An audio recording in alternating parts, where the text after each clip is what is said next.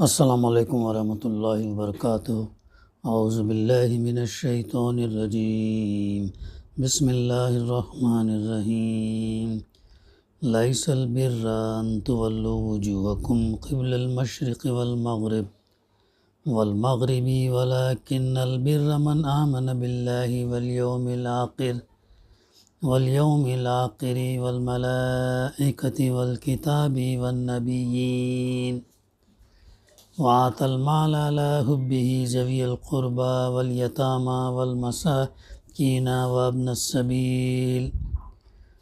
السبيل والسائلين وفي الرقاب وأقام الصلاة وآتى الزكاة والمؤفون بعهدهم إذا عاهدوا والصابرين في البأساء والضراء وحين الباس أولئك الذين صدقوا وأولئك هم المتقون۔ صدق اللہ العلی العظیم۔ رب اشرح لي صدری ويسر لي أمری واحلل عقدۃ من لسانی یفقہوا قولی، رب زدنی علما۔ نیکی اور حق شناسی یہ نہیں ہے کہ تم مشرق اور مغرب کی طرف اپنا رخ کر لو۔ نیکی اور حق شناسی یہ ہے کہ آدمی اللہ پر، آخرت پر، فرشتوں پر، اللہ کی کتاب پر اور نبیوں پر ایمان لائے۔ مال کو اس کی محبت کے باوجود عزیزوں یعنی رشتہ داروں، یتیموں، غریبوں، مسافروں اور سائلوں کو دے اور غلاموں کی رہائی پر خرچ کرے، نماز قائم کرے اور زکوٰۃ ادا کرے۔ اور نیک وہ لوگ ہیں جو عہد کرنے پر عہد کو پورا کرنے والے اور تنگی، مصیبت اور جنگ میں صابر و ثابت قدم رہنے والے ہیں۔ یہی لوگ سچے ہیں اور یہی لوگ متقی پرہیزگار ہیں۔ سورہ بقرہ کی بڑی معروف آیت، طویل آیت اور آیت بر کے نام سے بھی جانی جاتی ہے، لیس البر۔ تو گزشتہ بھی ہم نے اپنے درس 543 میں اس کا تھوڑا سا مطالعہ ہم نے کیا، اور ساتھ ساتھ وہ حدیثوں سے بھی ہم سمجھنے کی کوشش کیے کہ اللہ پر ایمان لانے کا مطلب کیا ہے، ملائکہ یہ کہ آخرت پر ایمان لانے کا مطلب کیا ہے، رسول پر ایمان لانے کا مطلب کیا ہے، کتاب پر ایمان لانے کا مطلب کیا ہے۔ تو یہ جو ہے یہ چیزوں کا تھوڑا سا مطالعہ ہم نے کیا۔ اب اسی سلسلے کو جاری رکھتے ہوئے اب آخرت پر دراصل ایمان لانے کا مطلب ہے اللہ کے کامل عدل اور انصاف پر ایمان، اس بات پر ایمان کہ زمین پر انسان کی زندگی جو ہے بے مقصد اور الٹپ نہیں ہے۔ انسان کی زندگی کا مقصد ہے۔ کیا مقصد ہے؟ جو سورہ ذاریات میں جو بات آتی ہے، وَمَا خَلَقْتُ الْجِنَّ وَالْإِنسَ إِلَّا لِيَعْبُدُونِ، اور ہم نے جن اور انسان کو نہیں پیدا کیا سوائے اس غرض کے لیے کہ وہ اللہ کی بندگی کریں، اللہ کی غلامی، اطاعت، فرما برداری کریں۔ تو یہ مقصد ہم بتایا گیا۔ یہ ہے سب سے پہلے یہ کہ ہم خود مقام اللہ کی بندگی، غلامی، اطاعت کریں، پھر اپنے خاندان، پھر خاندان سے نکل کر سماج اور معاشرہ۔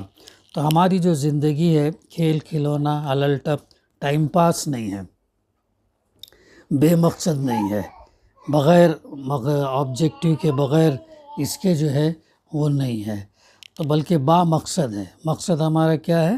وہ بات سورہ ذاریات کی آیت سے بات ہے، اور برائیوں کو مٹانا، بھلائیوں کو پھیلانا، اللہ کے کلمے کو بلند کرنا، غالب کرنا، اللہ کے دین کے نفاذ کے لیے جدوجہد کرنا۔ دین کیا ہے؟ مکمل حیات زندگی کا نام ہے۔ یہ ہمارا مقصد ہے، باقی کی چیزیں جو ہے وہ سیکنڈری ہو جاتی ہیں۔ اصل مقصد کے لیے تاکہ ہماری دنیا بھی بنے اور آخرت بھی بنے۔ اگر دنیا بنے آخرت نہ بنے تو پھر ہمارا کیا ہے؟ خسارہ ہے۔ تو یہ چیز ہمیں ذہن میں رکھنا چاہیے کہ ہماری جو زندگی ہے ایک بامقصد زندگی ہے، فضول الل ٹپ اور کھلونا نہیں ہے، اور ایسا نہیں کہ جس کے لیے کوئی میزان عمل نہ ہو۔ اس بات پر ایمان کہ خیر کی جزا مل کر رہے گی، جو اچھے کام ہم کریں گے انشاءاللہ وہ مل کر ہی رہے گی۔ اگر بظاہر یہی نظر آتا ہے کہ اس زمین میں خیر کوئی چیز ملنے والی نہیں، لیکن آخرت میں ضرور ملے، تو ہمارا ایمان ہے، ہمارا یقین ہے کہ آخرت میں ہم کو مل کر رہے گا۔ فرشتوں پر ایمان۔ مولانا امین احسن اصلاحی فرماتے ہیں رحمہ، جس طرح ایمان باللہ کا حق آخرت، کتاب اور نبیوں پر ایمان لائے بغیر ادا نہیں ہوتا، انہی چیزوں پر ایمان لانے سے ایمان باللہ ہماری زندگی کی ایک محسوس، مؤثر اور فعال حقیقت بنتا ہے۔ اسی طرح ایمان بالکتاب، ایمان بالرسل کا ایک غیر منفک جز ایمان بالملائکہ ہے۔ ملائکہ کو مانے بغیر اللہ اور اس کے نبیوں کے درمیان کا واسطہ غیر واضح اور غیر معین رہ جاتا۔ فرشتوں پر بھی ایمان لانا ہے کہ یہ اللہ کے بنائے ہوئے ہیں اور یہ اللہ کے حکم کی تعمیل کرتے ہیں، اور فرشتے ہی جو ہے وہ اس میں جبرائیل علیہ السلام اللہ کا قرآن مجید کا پیغام اللہ کے رسول صلی اللہ علیہ وسلم لے کر آئے۔ مزید تفصیل کے لیے ہم اور مطالعہ کر سکتے ہیں۔ تو یہ چیز ہے کہ ملائکہ اور نبیین کی طرح کتاب کا لفظ بھی جمع آتا ہے کتب کی صورت میں۔ تو آگے بھی ہم یہ دیکھتے ہیں کہ اس کے بعد ملائکہ کے بعد جو ہے بارے میں انسان اور حیوان کے تصور میں امتیاز ہوتا ہے۔ یہ انسان ہی ہے جو محسوسات سے ماورا اشیاء پر بھی ایمان رکھتا ہے، جبکہ حیوان یعنی جانور جو اپنے حواس میں مقید ہے، محسوسات کے دائرے سے باہر نہیں نکلتا۔ یعنی کہ یہ جو ہے سورہ بقرہ کی ابتدائی آیات کے اندر اس کا تذکرہ جو ہے ہمارے کو ملتا ہے۔ پھر آگے اللہ کی کتاب کا ہم نے دیکھے قرآن مجید پر ایمان لانے کا، پھر حدیث کے ذریعے سے بھی ہمارے سامنے باتیں آئیں۔ تو ملائکہ اور نبیین کی طرح کتاب کا لفظ بھی جمع ہے، کتب کی صورت میں آنا چاہیے تھا، کیونکہ خدائی کتابیں ایک نہیں متعدد ہیں۔ اسی صورت کے آخر میں ہے کل آمن باللہ و ملائکتہ و کتبہ و رسلہ، سورہ بقرہ کی آیت نمبر 85 میں اس کا تذکرہ ہمیں ملتا ہے۔ ہر ایک ایمان لایا اللہ پر، اس کے فرشتوں پر، اس کی کتابوں پر اور اس کے رسولوں پر، یہ جو ہے ایمان لانا ضروری ہے۔ لیکن یہاں پر کتب کے بجائے کتاب کے لفظ لانے سے مقصود یہ واضح کرنا ہے کہ تمام خدائی کتابیں فی الحقیقت ایک ہی کتاب کی حیثیت رکھتی ہیں، گویا کہ کتاب الہی کے مختلف ایڈیشن ہیں۔ تو اللہ کی کتاب اور اس کے نبیوں پر ایمان دراصل تمام نبوتوں اور تمام رسولوں پر ایمان ہے۔ کیا ایمان ہے؟ کہ اللہ کے بھیجے ہوئے نبی اور رسول اور بندے ہیں، اللہ نے انہیں جو چن لیا، ان کو جو کام دیا، وہ کام انہوں نے دنیا میں اپنی اپنی قوموں میں، اپنے اپنے علاقے میں، اپنے اپنے وقتوں پر انہوں نے انجام دیا اور حجت تمام کی۔ اب یہ وحدت انسانیت، وحدت الہ، وحدت دین اور وحدت نظام خداوندی پر ایمان ہے۔ مومن کی فکر اور نظر کے لیے اس شعور کی بڑی قیمت ہے، کیونکہ وہ تمام رسولوں اور تمام نبوتوں کی میراث کا وارث ہے۔ اب اس کے بعد ہم یہ دیکھتے ہیں کہ مالی قربانی کی قدر اور قیمت، دولت کی محبت، مال کی جو ہے محبت، قرآن مجید میں علی حبہ کے الفاظ ہیں، اس کا ترجمہ ہے اس کی محبت پر۔ اس سے مراد اللہ بھی ہو سکتا اور مال بھی۔ پہلی صورت میں مفہوم ہوگا اللہ کی محبت میں، ہے، اور ایک ڈپٹی نذیر احمد رحمہ، مولانا تھانوی رحمہ اور مولانا مودودی نے یہی مفہوم لیا ہے۔ دوسری صورت میں اس کا مفہوم ہے دولت کی محبت کے باوجود۔ مولانا فتح محمد رحمہ، حضرت شیخ الہند مولانا امین احسن اصلاحی اور سید قطب شہید رحمہ نے یہی مفہوم لیا ہے۔ ہمارے نزدیک یہی زیادہ ہے، یعنی دولت کی محبت اور اس پر فخر اور ناز کے باوجود عزیزوں میں، رشتہ داروں میں، یتیموں میں، غریبوں میں، مسافروں میں، سائلوں پر اور غلاموں کی رہائی کے لیے اسے خرچ کرنے کی کیا قدر قیمت ہے۔ یہ جو مال جو ہے، یہ مال کس کا ہے؟ یہ اللہ کا دیا ہوا مال ہے۔ اللہ تعالیٰ جو ہے اپنے دیے ہوئے مال میں سے چاہتا ہے کہ ان تمام پر تم خرچ کرو، ان کا بھی حق ہے۔ ایسا نہیں ہے کہ تم نے اپنی ذہانت، صلاحیت، محنت سے مال کمایا، بلکہ اللہ اپنے علم اور حکمت کی بنیاد پر مال کو تقسیم کیا۔ تب اس نے جب ایسا یہ کیا ہے تو اوروں کا بھی حق ہے اس میں، جیسے عزیزوں، رشتہ داروں کا پہلے، ماں باپ، بھائی بہن، یتیم، غریب، مسافر، سائل اور غلاموں کی رہائی کے لیے اسے خرچ کرنے کی کیا قدر قیمت ہے۔ مالی قربانی کی قدر قیمت یہ ہے کہ اس کے نتیجے میں انسان حرص، بخل، ضعف اور خود غرضی سے چھٹکارا پاتا ہے۔ دیکھو کتنی بڑی بات کہی جا رہی ہے۔ مال کی قربانی، مال کو خرچ کرنے سے اس کے اندر کیا ہوتا ہے؟ مال کی حرص، بخل، کنجوسی، ضعف اور خود غرضی سے چھٹکارا پاتا ہے۔ اس سے انسانی روح دولت کی محبت سے، جو ہاتھوں کو انفاق سے اور افراد کو فیاضی سے روکتی اور روح کو حریت اور آزادی سے دور رکھتی ہے، آزادی حاصل کر لیتی ہے۔ یہ فائدہ ہے، یہ اس کی روحانی قدر قیمت ہے جس کی طرف آیت حب مال کا ذکر کر کے اشارہ کر رہی ہے۔ اس کی فکری اور شعوری قدر قیمت یہ ہے کہ انسان اپنا ہاتھ اس مال کو خرچ کرنے کی طرف بڑھائے جو اسے عزیز اور محبوب ہو، اور اپنے قلب اور روح کو اس کے لیے آمادہ کرے، نہ کہ اس مال کو جو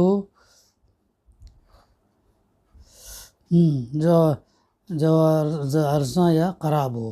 اس طرح وہ دولت کی غلامی سے نجات حاصل کر لے گا۔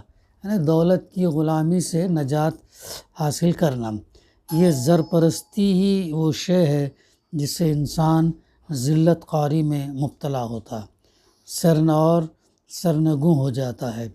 پھر انفاق کے نتیجے میں انسان کو حرص سے نجات ملتی ہے، اور یہ حرص ہی وہ شے ہے جو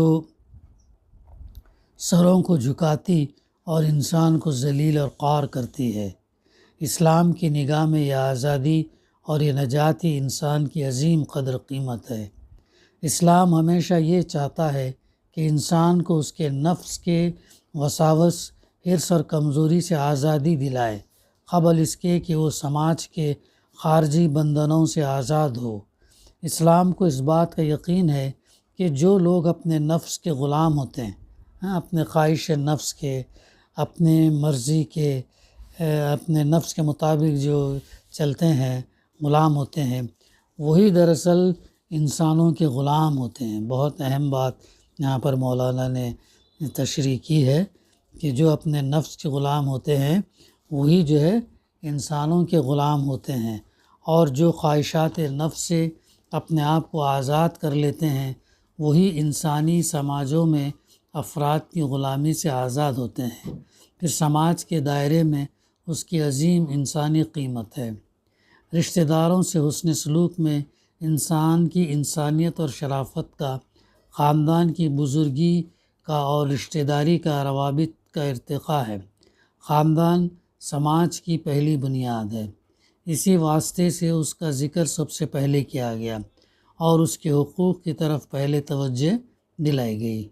اس کے بعد یتیموں پر انفاق کا مقصد یہ ہے کہ سماج میں بڑوں اور چھوٹوں اور طاقتوروں اور کمزوروں کے مابین باہمی تعاون اور کفالت کا نظم ہو۔ جو بچے ماں باپ کی شفقت اور سرپرستی سے محروم ہو گئے ان کی محرومی کی تلافی ہو، اور ان بے یار اور مددگار لوگوں کو کی آوارہ گردی، بگاڑ اور سماج کے خلاف انتقامی جذبات سے جو اس لیے پیدا ہوتے ہیں کہ سماج نے ان کی سرپرستی اور ان سے اچھا سلوک نہ کیا تھا، سماج محفوظ رہے۔ جن غریبوں کے پاس اپنی ضروریات پر خرچ کرنے کے لیے کچھ نہیں ہے مگر وہ اپنی آبرو کی خاطر دست سوال دراز نہیں کرتے، ان پر انفاق کا مقصد یہ ہے کہ ان کی عزت نفس محفوظ رہے، وہ تباہ نہ ہوں، اور انہیں اس بات کا احساس ہو کہ مسلم سماج کے دائرے میں کفالت باہمی کا نظم ہے، جس کے بعد سماج کا کوئی عضو نہ ضائع ہوتا ہے اور نہ کوئی فرد نظر انداز۔ مسافر اپنے اہل عیال سے دور اور اپنے مال اور ذرائع وسائل سے محروم ہوتا ہے، اس پر انفاق اس لیے ضروری ہے کہ پریشانی اور اسرت کی گھڑی میں اہل عیال، مال اور وطن سے دوری کے موقع پر اس کی امداد ہو۔ کتنا بہترین یہ بتایا گیا ہے کہ جب مسافر اپنے مقام سے، اپنے وطن سے، اپنے گاؤں سے جب دور رہتا ہے اور وہاں اگر اس کو ضرورت پڑ جاتی ہو مال گمنے کی وجہ سے، چوری ہونے کی وجہ سے، تو ایسے اس کو بھی جو ہے مسافر کو بھی مدد کرنی چاہیے، اور اسے اس بات کا احساس ہو کہ کل انسانیت اس کا خاندان ہے، کل انسانیت اس کا خاندان ہے، اور تمام زمین اس کا وطن۔ اس کے لیے ہر جگہ اس کے اہل و عیال کے بدلے اہل و عیال، اپنے مال کے بدلے مال، اپنے رشتہ داروں کے حسن سلوک کے بدلے حسن سلوک، اور گھر کے سکون اور قرار کے بدلے سکون اور قرار ہے۔ اس کے بعد سائل پر انفاق اس لیے کہ احتیاج اور فقر و فاقے میں اس کی مدد ہو اور وہ سوال کرنے سے محفوظ ہو، جسے اسلام سخت ناپسند کرتا ہے۔ اسلام کے روح سے جس شخص کے پاس ضرورت کے بقدر سامان یا پیسہ ہو یا اسے کام مل سکتا ہو تو اس کے لیے دست سوال دراز کرنا صحیح نہیں ہے۔ اس کا دین اسے حکم دیتا کہ کام کرے اور سوال نہ کرے، قناعت کرے اور بھیک نہ مانگے۔ مسلم سماج میں سائل وہی شخص ہو سکتا جس کے پاس پیسہ نہ ہو اور اسے کام بھی جو ہے نہیں مل رہا ہو۔ پھر اس کے بعد غلاموں کی آزادی، رقاب یعنی غلاموں، اس سلسلے میں انفاق کا مقصد ان پر مال خرچ کرنے کا مقصد یہ ہے کہ جو لوگ اپنی غلط کاری اور اسلام کے خلاف تلوار اٹھانے کے نتیجے میں غلام ہو گئے ہیں انہیں آزاد کرایا جائے تاکہ آزادی اور بزرگ انسانیت انہیں واپس مل جائے۔ اس حکم پر عمل درآمد کی دو صورتیں ہیں: غلام کو خرید کر آزاد کیا جائے یا رقم سے اس کی امداد کی جائے تاکہ اس کے مالک نے اس کے ساتھ مکاتبت کر کے جو رقم اس کے ذمے کی ہے اسے وہ ادا کر سکے۔ اسلام غلام کی آزادی کا اسی لمحے اعلان کر دیتا ہے جب وہ اپنے لیے آزادی اور اپنے مالک سے مکاتبت چاہے، یعنی کچھ رقم ادا کر کے آزادی حاصل کرنے کے معاہدے کا مطالبہ کرے۔ اس لمحے سے وہ جو کام کرے گا اس کی اجرت اس رقم میں محسوب ہوگی جو اسے آزادی کے لیے دینی ہے۔ وہ زکوٰۃ کی مدد سے امداد کا مستحق ہوگا۔ سورہ توبہ میں زکوٰۃ کا ایک مصرف جو ہے فی الرقاب، غلاموں کی رہائی بھی بتایا گیا ہے اور نفل صدقات سے اس کی اعانت پر جو ہے اعانت بر نیکی کا کام شمار ہوگی، جیسا کہ یہاں اسے نیکی کا بنیادی کام شمار کیا گیا ہے۔ یہ سب اس لیے کہ وہ غلامی کے بندھنوں سے جلد چھٹکارا پا سکیں اور انہیں ان کی آزادی واپس مل جائے۔ قرآن مجید میں بالکل ابتدائی دور دعوت سے دین اور بر و تقوی کی بنیادی بات یہ بتائی گئی کہ غلاموں کو آزاد کرایا جائے۔ یہ اس وقت کی بات ہے جب غلامی کا سسٹم پوری دنیا میں شدت کے ساتھ قائم تھا۔ وہ انسانی ثروت و طاقت کا ایک اہم ذریعہ تھا۔ غلاموں کا کوئی حق نہ تھا اور کوئی قوم اس سسٹم کو ختم کرنے کے لیے تیار نہ تھی۔ ان حالات میں اسلام نے مختلف قانونی، اخلاقی اور دینی طریقے اختیار کر کے اس نظام کو ختم کرنے کی کوشش کی، جس کی توفیق مہذب دنیا کو 1000 سال کے بعد اس وقت ہوئی جب کہ غلام معاشی اعتبار سے سماج پر بوجھ بن چکے تھے۔ ہم یہ دیکھتے ہیں کہ غلاموں کو اس کا چرچا زیادہ ہوتا ہے۔ ابراہم لنکن کا ہوتا ہے کہ اس نے سلیوری کو ابالش کیا تھا، لیکن اصل چیز یہ ہے کہ سلیوری کو سب سے پہلے اسلام نے اسے ختم کیا، اس کو ابالش کیا۔ باقی کا انشاءاللہ حصہ اقامت صلاۃ، زکوٰۃ، ایفاء عہد، صبر، استقامت انشاءاللہ آئندہ ہم اس کا مطالعہ کریں گے۔ دعا ہے کہ اللہ سبحانہ وتعالی ہمیں کہنے سننے سے زیادہ صحیح سمجھنے، اس پر عمل کرنے اور اس پیغام کو پہنچانے کی توفیق عطا کرے۔ ربنا تقبل منا انک انت السمیع العلیم وتب علینا انک انت التواب الرحیم۔ صلی اللہ تعالی علی خیر خلقہ وعلی آلہ وصحبہ اجمعین والحمد للہ رب